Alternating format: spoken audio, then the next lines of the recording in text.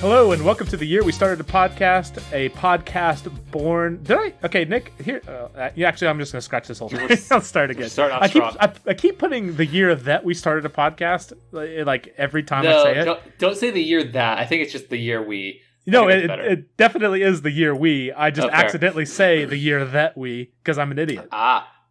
Fair. Hello and welcome to the year we started a podcast born like a phoenix from the ashes that are 2020, which I was going to hold that off until we made it to 2021 so I could officially say that 2020 was in the books, but screw 2020. It's 2020 dead. may not end. It may not end. You now. don't know that. Well, yeah, you're right. I've probably jinxed it beyond all repair at this point. Anyways, I'm your co-host, Jeff. And I am your other co-host, Nick. And this is our podcast where we jinx the year that we're currently living in. We're a couple of friends, half a continent apart, that want to come together and talk about the things that are fun and interesting to us. Nick, so this is being recorded a couple days before Thanksgiving, but will be released a couple days after Thanksgiving, maybe even on Cyber Monday, where we can celebrate our ability to buy all the things online. Since that will probably be the release date of this episode, I thought it would be fun to go back into the annals of history of our Amazon purchase history and talk about the early days of buying things on Amazon. Okay. What were some of your funny early purchases on Amazon? Well, I thought it would be fun to at least on the first. So, like, do you have the same Amazon account that you've had from, I don't know? No, so I've basically ditched my original Amazon account. It is on the first email I ever had, and I am not sure that I will ever get some of the old school old accounts of those just cleared out because that email and its password are long gone. So. Well, that'll make part of this a little bit one-sided. But fair. So how far back does your current Amazon account go back? It probably goes back 10 plus years, but it's Jen's. I just share mine with my wife now. And so it was hers originally. So we can snoop on her history if we need to. That's fine. Yeah, I'm happy with snooping publicly. Okay. Yeah. Well, so while you get logged into your Amazon account, I will tell you the very first thing. So this is how far mine goes back to 2008, where for one of my first college classes, I think, I bought Connecting with Computer Science by Greg Anderson, so a textbook. So quality. I feel like that's fitting for Amazon with their bookstore history. So Katie and I were looking at what point for us, anyways, when did Amazon start taking over our purchase history? When it started taking over our buying lives? So that's a really good question because Jen got a book in 2009, a digital picture frame in 2010, and then there's basically just a couple of textbooks for me in 2011. And there's actually a couple of books as well. There's 3 books as well. Oh, and a DVD player. Good investment. Good investment.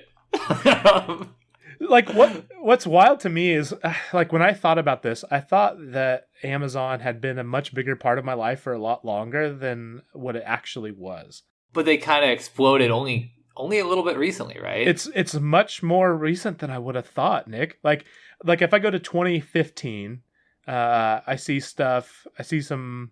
Oh gosh, I'm trying to think of something that I can actually mention on this. Whoa!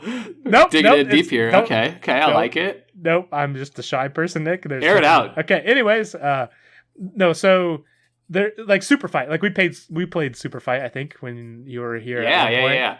So that was fun. December of 2015 that I bought that. But that was... I scrolled past. Kirkland's Signature Daily Multivitamins. You get Kirkland on it. Damn. 1, 2, 3, Amazon. 4, 5, so 6, on this exact same note, Jen has 2 orders placed in all of 2014. And so at this point, I'm almost positive that I don't have an Amazon account for us to be for her to have been using and I say her, she has, but she has 2 orders placed in 2014. That's insane. I have 2 orders placed this week. I was going to say, yeah. So in 2014, I had 14 orders, which probably at the time seemed like a lot. But man, let's go a little bit further in the future. So what was the order count in 2015? 32, followed by 66 in 2016. So at 20. That's what's crazy is because like 20. So for me, 2015, I had 61 orders, and in 2016, I had 79. So really, not that much more. Like just once a month more, I would buy something off Amazon. But 79 is like, I think that's the point where it's pretty much your dominant purchasing place in that like 50 plus range. Like, 'cause I mean that implies that you're shopping on there every week, right? I guess that's a good point. Yeah, that's a good point. Yeah, we have way more in 2020, but that is, I mean, not even way more. I mean, I don't want to overshare or anything, but we have 105 on 2020. But we get like most of our groceries are actually cheapest and easiest on here, and then we also just, whenever we need something like really small, intermittent, we don't have to do the thing anymore where we're trying to get over a certain amount. So it's just like, oh, I need these gloves for whatever. It's cool, let's grab them. Or like, oh, I needed Armor All multi-purpose wipes, like, okay, that's cool, it's fine, right, wipe the car down. So in 2020 so far for us, we have 322. So I feel like if whatever reservations you had with oversharing there, I've done. I really appreciate that you are always there to pick me up. I appreciate that. I do what I can. All right, do you want to share what the most recent thing you've bought on Amazon was? Well, I mean, I can't. It's okay if not. No. It's my first couple aren't that interesting. Jen got some coffee stuff, and then I got a mic isolation shield for all of our however many listeners now. I do apologize. I'm trying to get my audio quality up. I got a little mic isolation shield. That's what is my most. I saw a picture of it. It's very cool. Very cool. It's very interesting. Yeah. What's your most recent purchase, sir? Okay, so arriving Friday will be. You want to guess? No. I feel like every time I do the you want to guess thing, it's like the most unfair, not funny thing ever. It really there's the very rare time where you're like, I got a really funny one, or like, ooh, I really know what's going on in your life, but not really. Not right now. Baby Dove tip to toe baby wash and shampoo for baby's delicate skin. Rich moisturizer which washes away bacteria, tear-free and hyperallergenic. 13 ounces, $5.86. There's a vector that I don't have, because I don't have the child care aspect for my shopping needs. So there you go. Yeah, that's a very descriptive title. Like normally it's like the next one down is also, I didn't even realize my wife had bought a new curling iron, but a Conair double ceramic 1/2-inch curling iron. Like I feel like that's a good concise description. I agree. Whereas, meanwhile, I'm looking at like a little pillow thing that Jen ordered, and this thing is like 3.5 lines long, and it's like, why is this 3.5 lines long for the title of this item?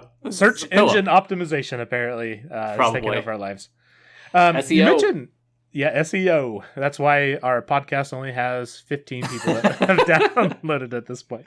You really got to figure that one out. Yeah, we'll figure it out. Anyways, you mentioned coffee. Are you guys like what's your coffee game like, Nick? My coffee game is weak. I don't really drink much coffee. What I do is I have a little bit of whatever Jen's having, and I somehow like skipped the phase of life where you develop like the taste of like the enjoyment of taste of coffee, which doesn't make any sense because I'm a total like hippie wannabe hipster in California who went to coffee shops with friends before classes and whatever else, or like after work and everything. It didn't matter. I'm weak. How about you? What's your coffee game like? So we have a Keurig, and it's so convenient. And I know it's not the best coffee in the world, but I mean it's fast and easy. And especially with kids, and they like to wake up at, I don't know, pick it whatever time you want to wake up and subtract 2 hours. I don't think it actually matters. That's just when the kids wake up. So it's really an efficiency game. But no, it's funny. Like when I was growing up, I absolutely could not stand the taste of coffee. Like I would gag at just there's just no chance I could do coffee. But I always really loved the idea of coffee. And, same. And so I slowly forced myself to try it, like little by little. I think what I learned was the thing that I could not do was the sweet coffee. Like I had to have it completely black or black with cream. I couldn't do any sweet stuff, which is like when you were trying to learn to like coffee, that's what a lot of people like, or that's what you would kind of go to is like, oh, well, make it sweet and then you'll like it a little bit more. But for me, it was the exact opposite. Like I could not. To this day, I still can't do sweet coffee. Like I can take a tiny sip of my wife's whatever, Just like random tastes like thing. bitter milk. Yeah, Milk with an aftertaste. not my thing. But I eventually got to the point where I could tolerate coffee, and then I got addicted to caffeine from coffee, and then There you it's go. forever a thing. Like I can't go a day without having it Yeah. now. But no, that's funny. It's just it's weird, like to have gone from not liking something so strongly to having it be a part of day to day. Yeah, and I'd like to say that like I do okay with expanding my horizons past whatever all of our tastes, our palates or whatever are terrible as young adults. I think I've done okay at like expanding and being like adventure. I just can't get it to click with coffee. Maybe I'll go the dark route. I feel like I've definitely your example of everyone saying that they transitioned into liking coffee by going like super sweet ones.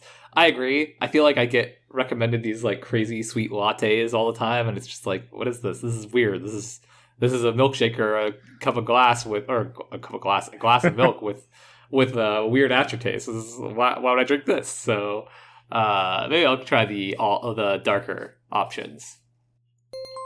Before we dive into some of the topics that we have today, I do want to say, for starters, if you are ever thinking about making a podcast and you're worried about not having anything to talk about, we're now currently recording, passing the 13-minute mark. I was worried that we would have absolutely nothing to talk about. So far, we've only crossed off the list. Look up what your most recent Amazon purchases were or whatever. So is that a commentary on how easy it is to produce podcast content, or not produce, but to come up with podcast content? Or is it a commentary on how you and I are just long-winded and like to hear ourselves talk? It might be a bigger commentary on me in that regard than you. I would just say probably both. Like we'll call me. It's equally easy, and we're both very terribly long-winded and willing to talk about just random dumb stuff for a very long time. Speaking of talking about dumb stuff, so last time we had talked, and I think I edited out a good portion of it in our last episode. We talked about couch co-op, and in my response to couch co-op, I referred to games like Super Smash and GoldenEye and stuff that is completely, which I think, again, like I maybe corrected myself when we were talking about it. I don't remember exactly, but yeah, I mean, that's not like regardless. really a couch co-op, but I got what you were getting at. I mean, that's the old school, you get together with your friends and play together in the same room, and like that's not co-op, but it's couch, sitting on the couch and playing a game. Like, it worked out okay, but I did sound like an idiot because I completely went a different genre. But I do have a back in the day favorite couch co-op game. Oh, let me in. So this would have been back when me and my brother were. Gosh, actually, you know what? I want to Google this. Hold on, I'll edit this part out a little. Let's see. Wow, editing. Wow. SNES. All right, so the game released in 1993, and it was for the Super Nintendo, Jurassic Park. And interesting. Did you play this at all, or this? No, we have before you. I think my cousins had it, but no, I don't think I did. Not really, at least. There's not really there's nothing super interesting to share about the game itself. Like, it was a fun game where you go around and shoot dinosaurs, and I don't know. It was fun. It's probably still a little bit fun today. But the thing that I find most interesting about that I would have shared yesterday or last time we recorded, had I done a better job of remembering what couch co-op means, was just how we had so much fun and we played this for so long. I mean, the couch co-op aspect of it was certainly a fun part, but even now the music and the sound effects still, if I were to hear that now, it would bring me back to being a 6 or 7 year old playing with my little brother on the old SNES. I love it. It's just crazy how good sound is at transporting you back to a time. It's like time travel via sound stuff. I don't know. It's very special. I completely agree. And at some point in time, I will butcher it if I try to do it justice on this podcast. But anybody who's listening should definitely look up on YouTube about the way that they had to do audio for the SNES, because it's really interesting, actually. And it's interesting because, in part to me, some of those songs are incredibly iconic. And you're exactly right.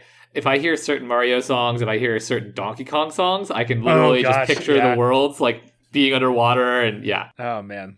But so while we're on this subject, I was realizing as I was talking to my wife that our podcast, I was like trying to describe to my wife and to a friend what our podcast is really about. And I was trying to think of the topics that we've covered. And I've noticed that our topics are predominantly us waxing nostalgic about 90s and early 2000s content.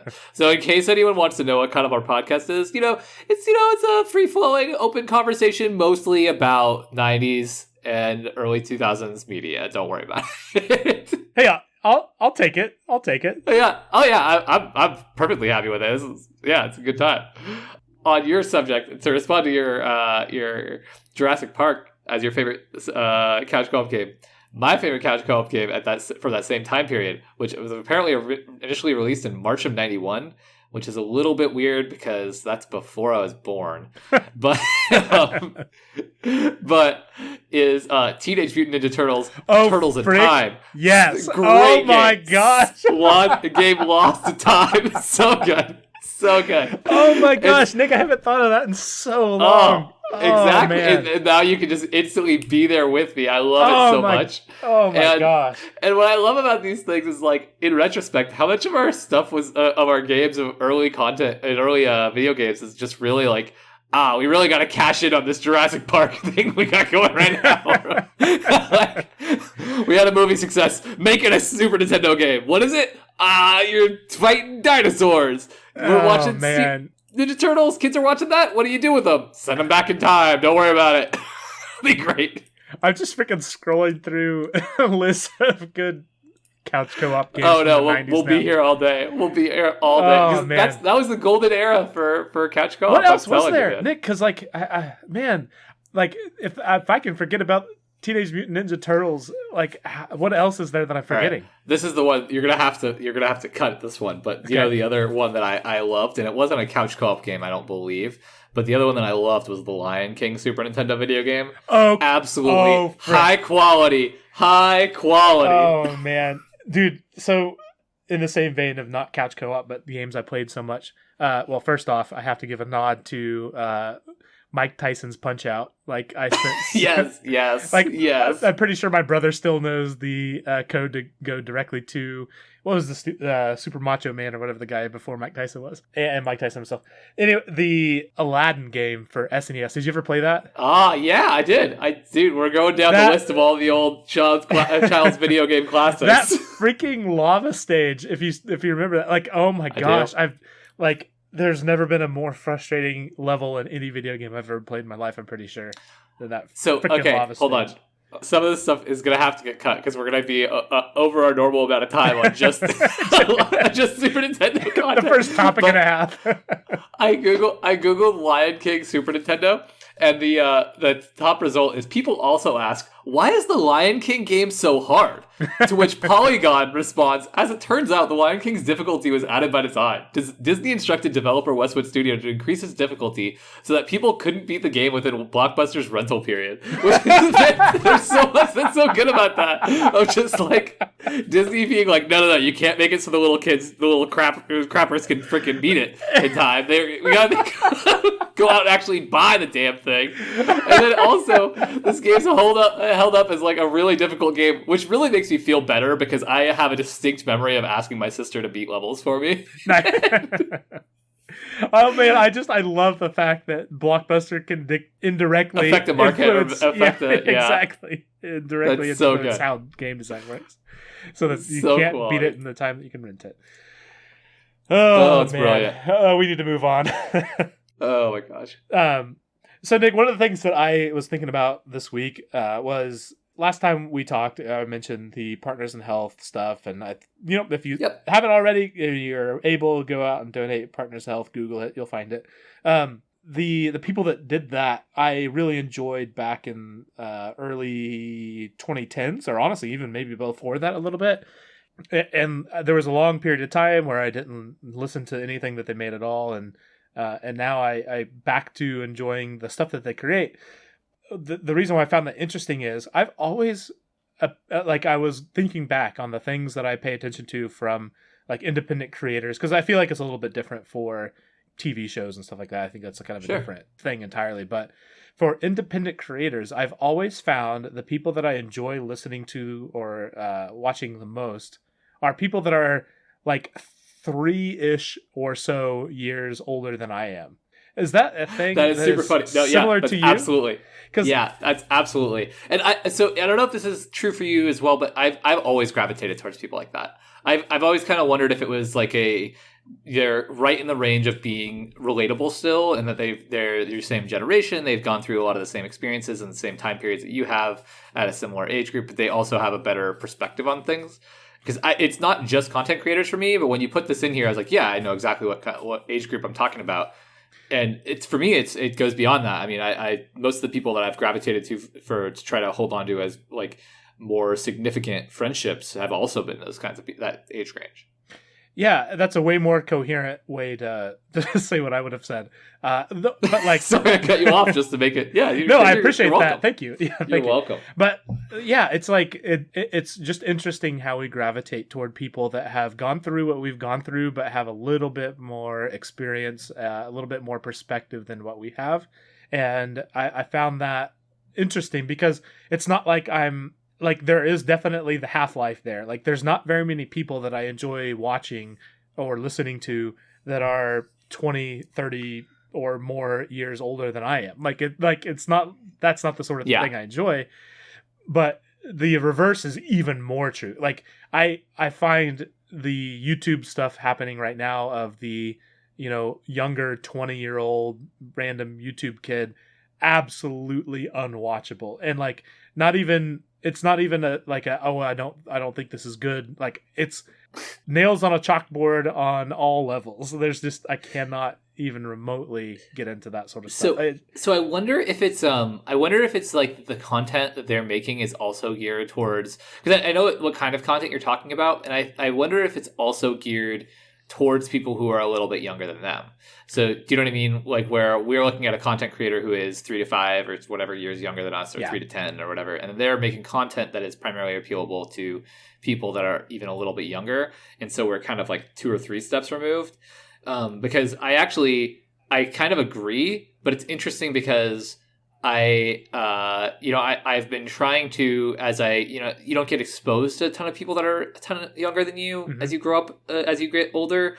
But the people that I have, I've tried really hard to try to value their perspective on things, even if they might not be as polished or coherent or articulate as my usual peers might be. I've been trying to see the good people, and I've noticed that I feel like people that are younger than me right now have their head on their shoulders a lot more than I did at their same age.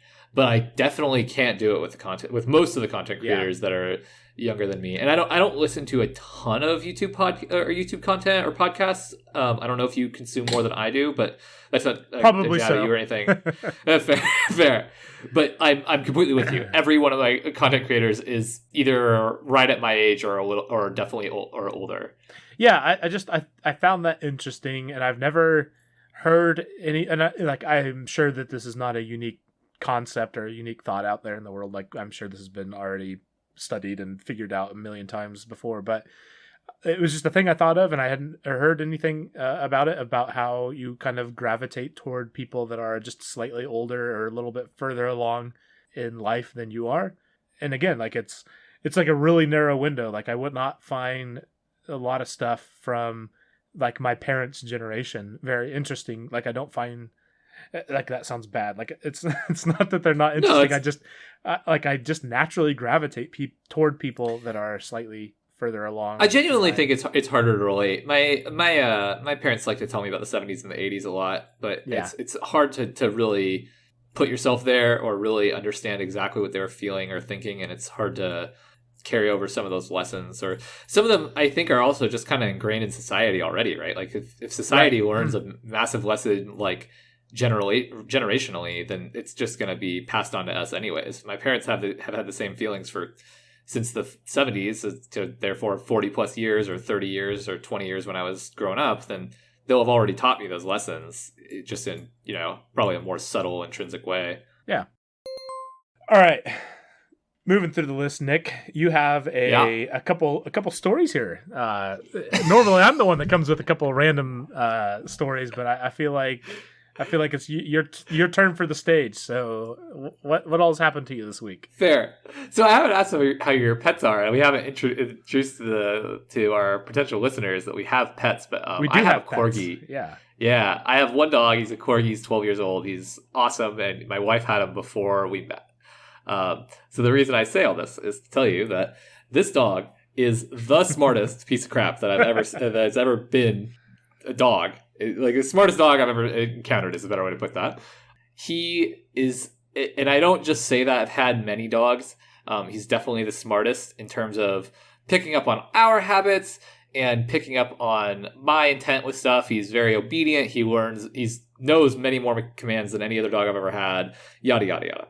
But what's interesting with me to him, or about him to me, is that he is very routine.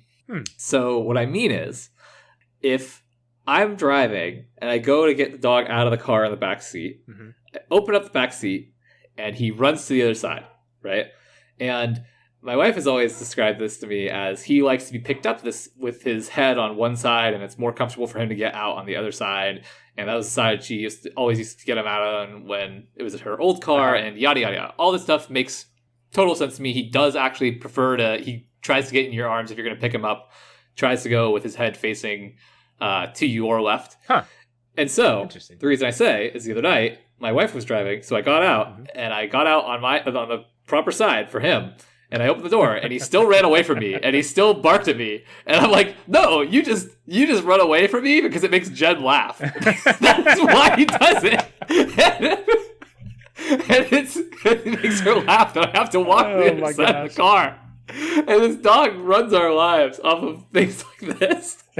And we try to understand it and describe it, and like, yes, it's because he's more comfortable this way. No, he's reading our reactions, and that's basically all it is.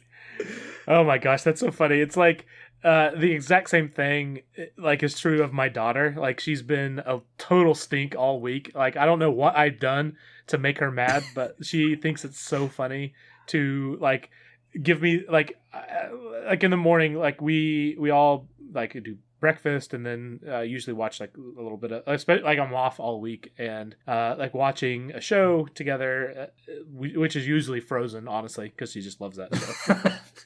Which is just crazy, like as a show that I think it's been out like, I don't know, 6-7 years now, but it's still like somehow makes it back into households, even though my kids were not even, they were -3 years old when that show my nephew is obsessed with, my nephew's 2 and he's obsessed with Lion King. He's like, cannot handle going, so it's weird. Disney's got a magic. They really do. Anyways, so she just has decided that this is the week that she makes me feel bad, like as a dad. And so like in the morning I'll want her to come sit by me and snuggle, and she will literally say, "Oh no," and then she'll go run to my wife and snuggle with her, like, and like she doesn't even talk, Nick. Like she can say like 10 words, but she knows that she knows "oh no" she knows works. "oh no" will make me feel bad and then run away. Oh my gosh, I'm a big fan. I am a big fan. Oh gosh, what a jerk. That's so good.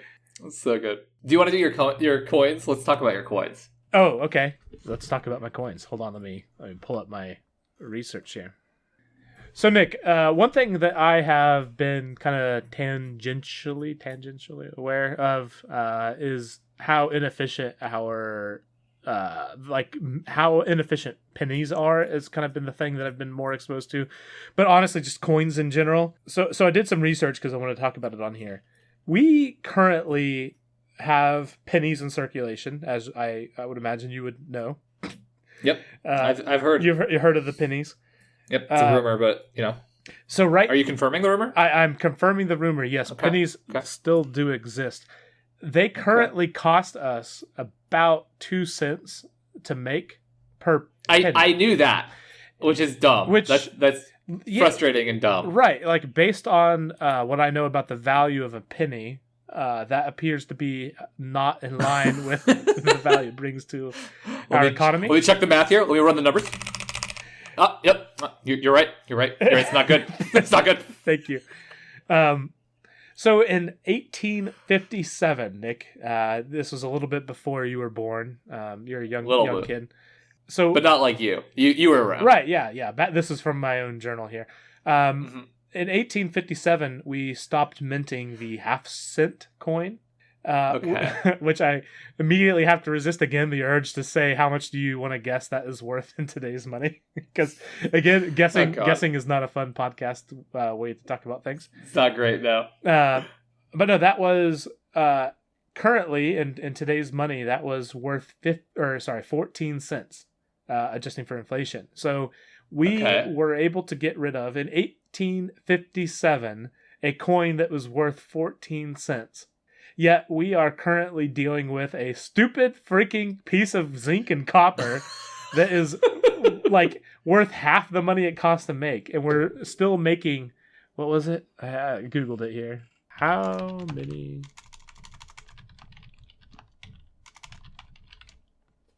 Okay. This is good podcast content, right? Oh, yeah, absolutely.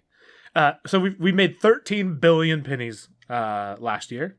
So that's insane. That's great. That's great, Nick. That's well. The stupidest part about that is that's 13 billion cents of that's just Nick. 13 billion inefficient. Oh my god, Nick. When great. Okay, like legitimately, when is the last time? And maybe I'm crazy. Maybe I'm the outlier. No, when's the last time you used a penny in purchasing a thing? Not. Ever. I don't. Ever. You're not. It's bad. It's been a long time. I genuinely would not be shocked if I haven't used a coin. I wouldn't be shocked if I hadn't used a coin to purchase something in several years. Several years.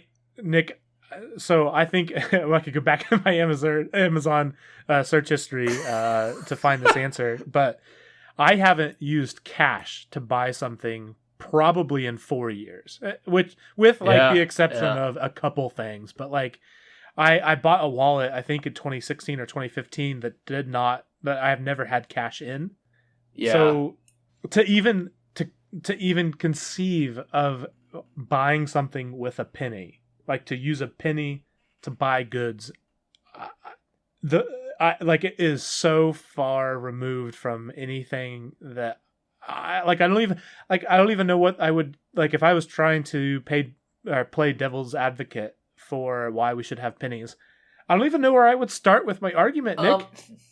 So I don't want to dive into I mean, there's supposedly value in having hard currency and stuff, and I understand that you could do that without having pennies and everything. I don't know, man. I have thought about this a lot because, at a retail space, when I worked retail, and this is years ago and whatever, already the trends were happening. We had to have coins shipped to the store because we would use coins in change when people pay in cash, and then we would never get coins. So you have to literally get regular shipments of coins from your corporation, your corporate, and that's insane. And everybody goes home. Everybody in the world goes home and takes those. And this is not the space for us to be ranting about stuff. I apologize, but everyone goes home, and we all have some coins that are either in a piggy bank or a jar or just a drawer or something. And it's very it seems very inefficient and wasteful. Yeah, and in 1974, again, I did a little research here. The penny was worth whatever the equivalent is now of 27 cents. Oh, geez. So, Nick, we didn't collapse as a society. And I saw another, the penny, if we were to eliminate it, it would have less than a 1/40th of a cent impact on the price of goods. 1/40th of a cent. And we're just that's nuts. Freaking throwing money away to mint these dumb coins that nobody cares about. This is obviously there's some other things to care about. There's a lot in the world that we could do more. We have going on right now. Yeah, but man, this has been the dumbest thing. Why? I understand the nostalgia of pennies or whatever, but maybe stuff a few in a box somewhere, but they're they are not why are we still making them? They are not useful at all. I don't understand. Anyway, so this is my rant about pennies. And honestly, maybe nickels. our least. I didn't get on nickels because they're not as as bad as the penny, but they're on my short list of other things to rant about too. So coming for you next. I think this is our least positive segment.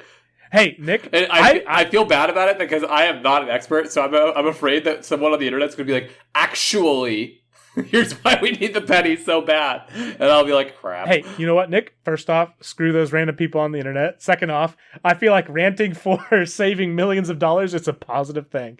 So, like, it is a good rant, but it is a productive rant. Similarly to other topics that we've had that are not necessarily saying great positive things, but they are productive things, Nick. And that, in my book, counts that's what matters. As good things for the podcast. I like it. Yeah. I like it. So, Nick, one of the things I want to talk about was some of the early investing I did as a young man. Oh, good. So this was before. So we had our first house, which is kind of a story in and of itself. But we were moving to our first real house after that. Which resulted in me selling off what I had done as an amateur investor in Robinhood stocks. Like, there was certainly, basically, I just invested in things that I thought were good, like, cool things. I like that product that this company makes. Therefore, they must be doing good. Exactly. So I invested in those things, and I made a little bit of money, but like nothing crazy. Cool. I mean, it was like a year-long thing, and we moved, and we needed the money to do renovations and stuff, and so I took my, I don't know, a few $100 I had earned, plus what I had initially invested in, took that out and turned it into, I don't even know, a finished room in a basement or something. But Nick, what I did do recently, because with Katie working more, looking at different options for investing for retirement, which is just, oh my gosh, the most exciting topic ever to talk about. Yes, please. Yeah, investing over 30 years. That's going to be so much fun. This is the search engine optimization we need. Yeah, exactly. However, Nick, turns out I was pretty good at picking stocks, which I don't know that this is necessarily... Oh, no. You shouldn't have sold. You should have held on to it. I should have. But which I don't know that this necessarily means that I'm particularly good at picking stocks, but I think what it does mean is all you out there, you need to go get money in the market, because my gosh, it is better than just sitting around and doing nothing. But Nick, I can't play the guess the. I'm just going to assume you had Apple. I just assume you had all your money in Apple in like 2004. This was like in 2016. So no. I know. In 2004, you were a child, so that'd be funny. You were like taking those Blockbuster wages. No, it's not that impressive, but it is ridiculous because like the companies that I had invested in were. It's not like it wasn't like any crazy amount of money, just a few shares, but there was Tesla. Actually, I threw my phone on the Tesla. ground. I've heard of them. Yeah, Tesla. I've heard of them. Yeah, they do car stuff these days. It's do they? Kind of is their stock okay? Is it all right? Yeah, they're doing okay. But yeah, so I had AMD, Microsoft, Tesla, Twitter, a windmill company, like a green energy windmill company, and CRTV, which I don't even remember. I think that's like some medical marijuana company. I don't even remember what it was. Okay, fair. But regardless, if I would have held that entire time, I would have had like a 1,500% return on the money that I had. Now I'm not a stocks guy. Is that good? Is that a good number? 1,500%. Yeah. So like, I made a few $100 back in the day before I sold, but like that would be, I don't know, whatever that is plus 1,500%. So that would have been. Oh my gosh. Okay. So yeah, just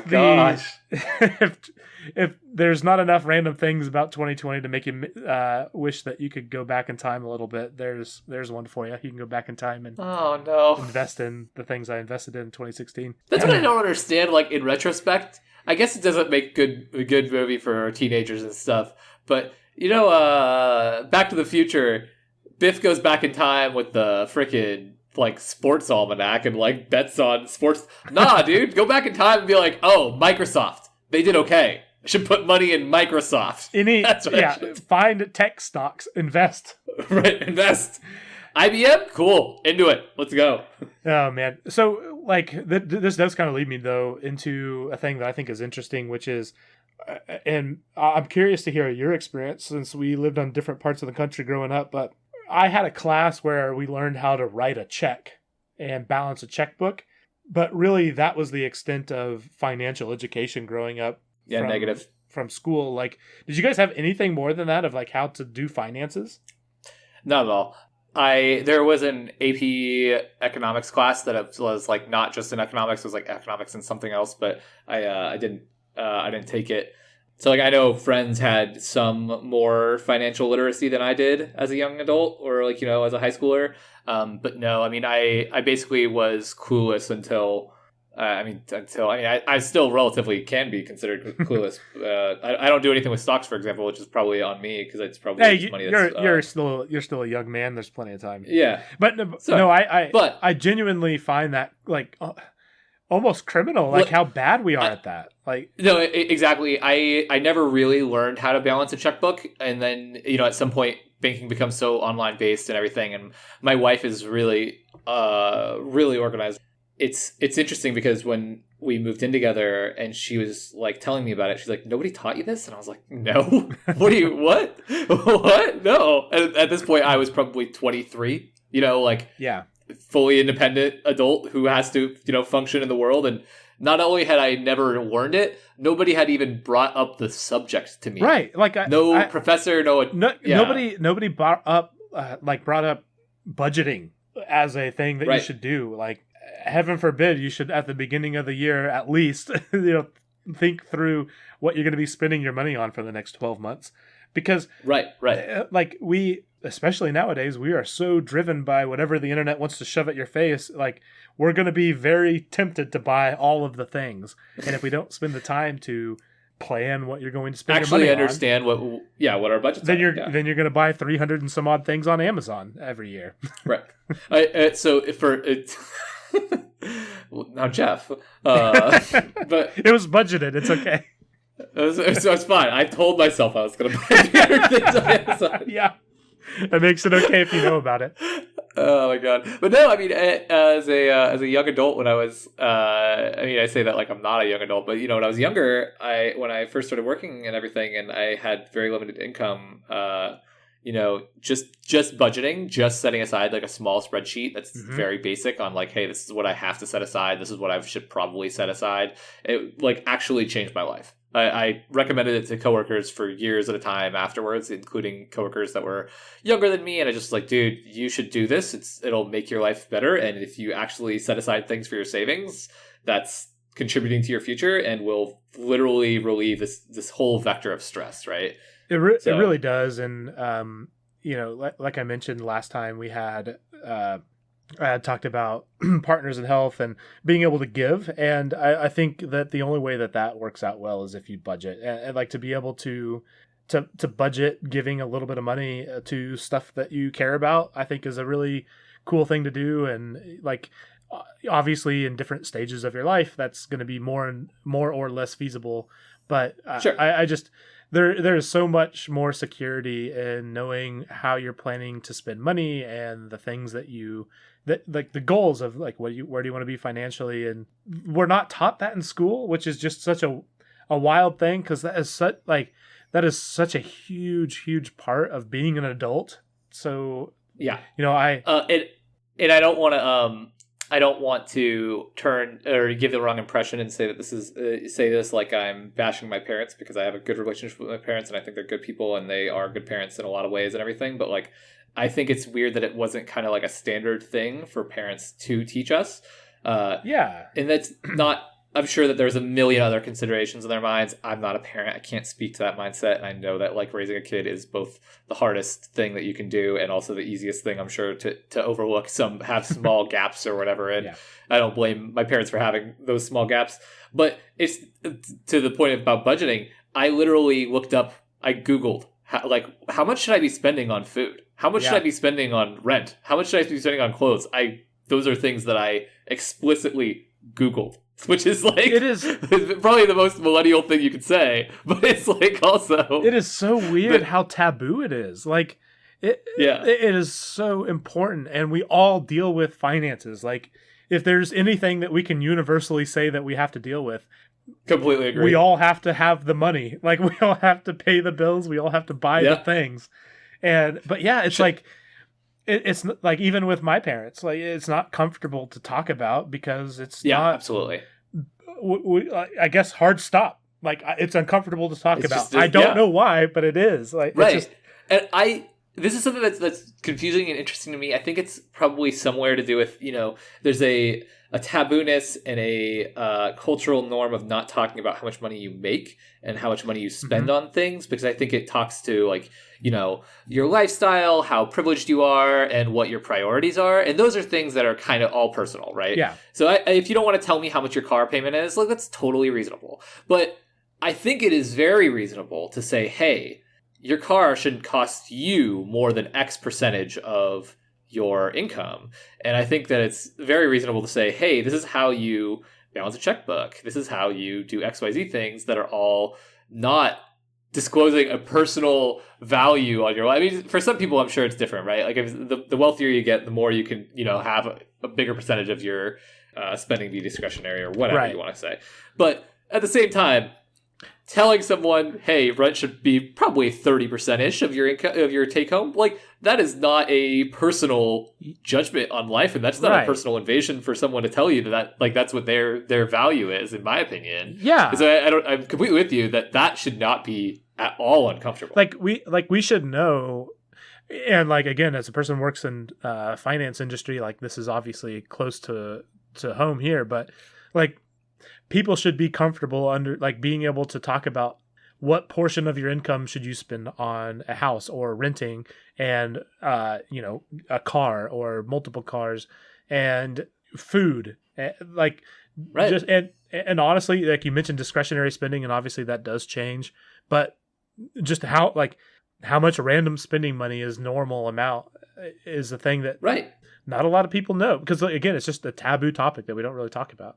So instead of us all discussing it and having like a kind of cultural norm, you as a 18 or 21 or whatever year old person you are, when you finally go relatively independent or completely independent, just feels it out. That's scary and weird. Well, and like a thing that I think about a lot that has a long-term impact on my life. So Katie got my dogs for us when we were dating when I was 18 years old. And then again, we jointly got my second dog when I was maybe 20, when I had moved out, maybe 19. Right. But that was a decision, which again, I love my dogs.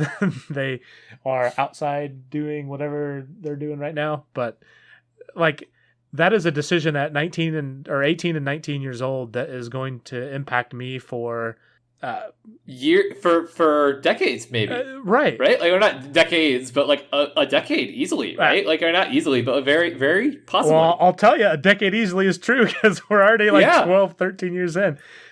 That and that is not even that big of an impact on my life. Like it's not that crazy, but my financial choices, like buying cars, where we live, what house we buy, those sort of things are huge, like impacts multiple, like that will, like how you set yourself up when you're younger will, I mean, it's a snowball. Like you can impact multiple years based on decisions that you make when you're, in our society, an uneducated person when it comes to finances.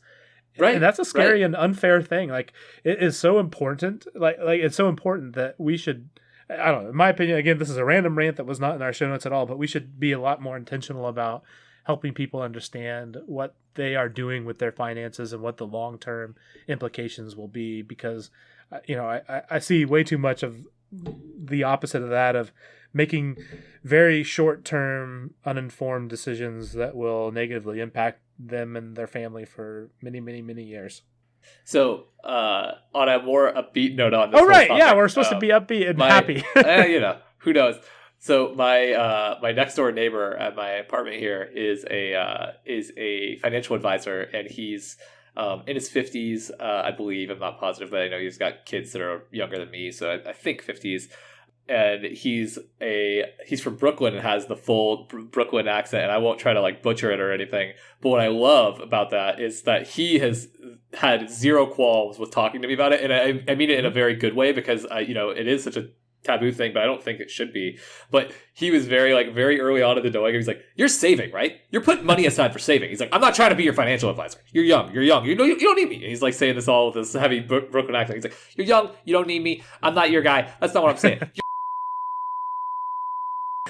I'm like, I love this guy. He's incredibly friendly and outgoing and kind. And but I love that there, at least for some people, at least maybe it's being in the finance industry, since you're talking about it too. Maybe it just opens up like, dude, people need to know. People need to be aware of what they're doing, and like you said, intentional. Yeah, it really is, because I mean, what is so crazy is just how the time value of money and being smart with it at a young age has such a huge impact long term. So, Nick, you better be saving. I agree with your Brooklyn neighbor. Mike's the best, man. Mike's the best. Thanks, Mike. You're a good influence. Note from the editor again: our accents were completely offensive to everybody involved, and I had to bleep it out. I'm sorry. All right, so Nick, we're recording this, like I mentioned before, a little bit before Thanksgiving, and we both have our own family traditions for Thanksgiving, I'm sure, but we're going to start a podcast tradition. We don't actually know what this is going to be yet. Oh no! So, yeah, I've got nothing. Okay, you're welcome. Yeah, good job. But so Nick, what is going to be our Thanksgiving podcast tradition, or at least toss out some ideas? What you think? I don't know. So I could say that we could so there's the classic, like, what are you thankful for? But we could have like a podcasting spin on it, like what's fun, like what's been fun that you've been really enjoying this year or something like that, or like that you're enjoying right now. I'm fine. I don't have a good one. I feel bad. I feel bad because I haven't come up with anything creative here. But I feel less bad because you did put me on the spot first. So. I did put you first. I think it's okay though. I think we can just do the old school, go around the dinner table and say what you're thankful for. Cheesy as that dinner? is, I would love dinner right now. Let's just do that. Is there dinner? Where's the dinner? We're at the dinner table. Where's the dinner? Can you point it out to me? Hold on. Uber Eats. Hey Siri. Okay. All right. Would you like to start? Restaurants near Nick. If Siri's got that one figured out, Siri's come a long way. Hold on. Dang it. It was going to be really funny when I read what she said. But I accidentally exited out because I threw my phone on the floor, like I said before. All right. So no dinner, I'm sorry. But do you want to go first? Or do you want me to go first? I have literally no idea what I would even say. Why don't you go first? Perfect. Because I have no idea either. So Nick, you're good on your feet. I will go first. Let's see. I think the favorite part of my year, I guess two things. The first thing is like the obligatory thing that you're supposed to share as a parent. So I have a now, nearly 2-year-old daughter. She'll turn 2 in February. But the last couple months, she's gone from baby to tiny kid. And it's like the cutest thing ever. And she has opinions and she gets mad at me and holds grudges for weeks. But Nice. Just seeing her and my son, who's 4 years old, like them playing together is the most adorable thing. To be privileged in that area, like it's a very special thing. But the thing I enjoyed the most was my wife. So her birthday is on the Ides of March, which, if you remember at the beginning of the year, Nick, the Ides of March, falling on the 15th of March every year. Was right at the pinnacle of when everything was. Yeah, it's got to be on the moment. It was interesting time that week, so we celebrated by doing kind of like a staycation. Like we went to it was the very first time that we had spent a night away from the kids or spent away from our daughter. Got a hotel in town and spent some time downtown. And the next week was when everything shut down, and then obviously escalated from there. But I am very happy that we had that little bit of time together to do some fun things before. Some last bit of normalcy, some last bit of like personal time, right? It really was, and like honestly, it's so wild scrolling through photographs, like through your like on Google Drive, like all the going. This will lead to a good story. Going back from pre-COVID with all the normal things going on, and then very quickly a bunch of work things, like prepping for stuff, and then all the craziness that was thereafter, and it's so wild. And one of the things thereafter was, and you and our wives had a call where, at least I think, like, did we call each other right after I had shaved my head on accident? No. I think you told me about this, but no. Oh wait, you did. Yeah. I swear we did. Yes, like, yes, we did. Well, anyway, yes, we did. So for the podcast, basically what happened, early April, I cut my hair. Or actually, my wife cut my hair. She did a fantastic job. She missed part of the part of my hair on the side. It was kind of unequal, so I was going to show her how to fix that real easily. And so I grabbed the 2-guard and I grabbed the razor and I took a 0-guard out of the side of my head because I forgot to put the 2-guard on the razor. And then we tried to salvage it, but there was no salvaging that was going to happen. So early to mid-April, I was completely bald because we then shaved it after. There's a bunch of good videos on that. My son was very concerned about what I had done. Oh, he said, "Don't do it ever again." So we'll not do that ever again. And you should listen to him. He really. Oh knew. yeah, my head's super lumpy, so not a great thing. Okay, well, I'll go in the same vein. I'll give you two that are actually basically in the exact same vein, but I'll do them in reverse order. Okay. Is my wife and I got married almost a year ago now. We are about a week and a half out from my anniversary, from my first anniversary. So I am happy early anniversary. Thank you. You are sir. Very lucky. I cannot imagine, like, the fact that you found somebody that will deal with you is beyond comprehension. I know. I'm convinced that this is like her only blind spot. Don't tell her that she's could do better. Just please, everyone out there, just keep. I do know that she listens to this podcast, so I will edit that out for you, just so she doesn't catch up. I really do appreciate that, sir. I really do appreciate that. So yeah, I'm lucky to have a graceful, kind, intelligent wife that actually puts up with my junk and laughs at it and all of that goodness, because I think that's basically what we're all looking for, is someone who laughs at our crap instead of getting mad at it. It's basically the thing you're looking for. Can you tell my wife to laugh at my crap? She tolerates it, but it's no. I feel like that's as far as it goes. I can't get between you and Katie. So all right, what's the other thing?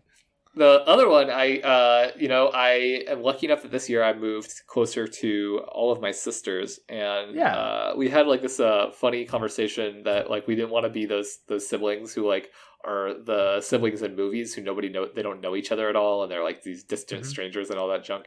And it was funnier in context. I know I didn't do justice in a funny way there, but. And so I was lucky enough that we ended up moving down here, and all my sisters and I are in the same place for the first time in like 15 years, plus 20 maybe. I forget the exact time frame. But that, and my nephew is too. And even during COVID, we've gotten to spend a ton of time with him, and he's just like you're saying, becoming a kind of a more of a person. Yeah. And the reason I say all this is just that it's a not to say like, oh, I'm so thankful for family, but just that I've had a year of kind of reconnecting with family, and I'm very grateful that happened right before COVID, because I'd be even more stir crazy and feel isolated if I didn't have family in the vicinity and I was still 400 miles away or whatever I was before. So it's been super fun to see him growing up and be like, kind of have a first hand look on that, even though it's not, I'm sure it's not the same as being around it every day, and you don't get the kid being mad at you for weeks on end and finding it hilarious to tease you with it. But it's been fun, and I'm lucky enough to be in your family, so that's cool. That's cool. Well, and as cheesy as it is, again, like I appreciate being able to hang out with you and do this podcast. Same here. This has been really fun, and Yeah, it's been a fun learning experience, and someday we'll have to maybe talk about just all the things that go into editing and posting things and all the work that like it is. Yes, honestly, all the work that we have to do. For yeah, those all things. that we have to do together. It's a really a joint effort. I wonder if that gave any hints on who does the majority of that. And by the majority, I mean 99.999%. Let's leave it open to interpretation.